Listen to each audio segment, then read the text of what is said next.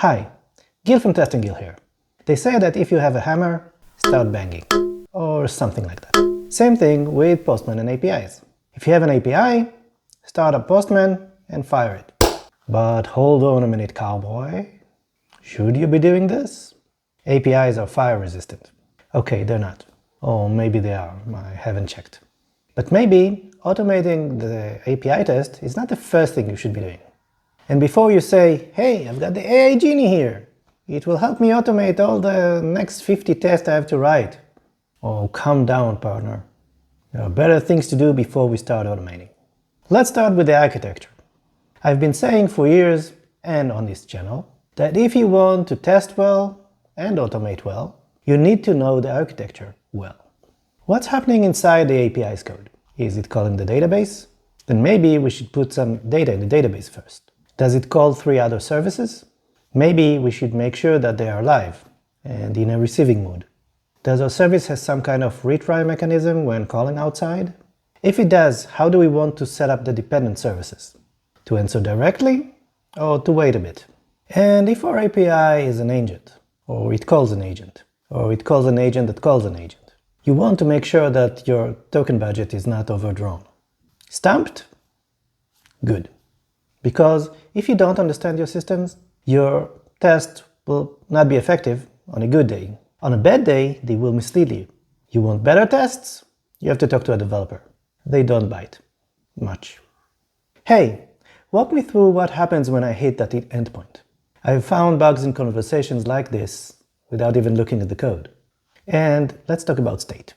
What needs to be in the database before we call the API? What do we expect to happen after that? Do we need to set up permissions?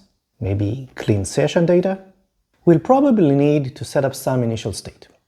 We may need to clean up afterwards, but we need to know before we start. Otherwise, the tests will lie to us. Again, if we don't take care of that data, somebody will step in. And then, welcome to Flakytown. Population, you. And your test.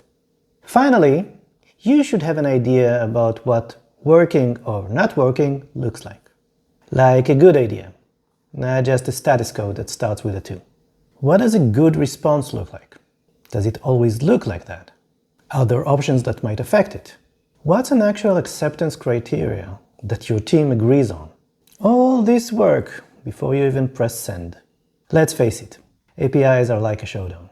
You need to be ready before you engage. So, 3 things that you need to remember. 1. Understand the architecture. 2. Map your state. And 3. Define what working looks like. I promise you, your test will love you back. On April 15th, I'm hosting a webinar. Modern API Testing, Planning. And what did we talk about today if not a bit of planning? But we'll go deeper than talking about a single API. I promise. And here's a bit of some exciting news.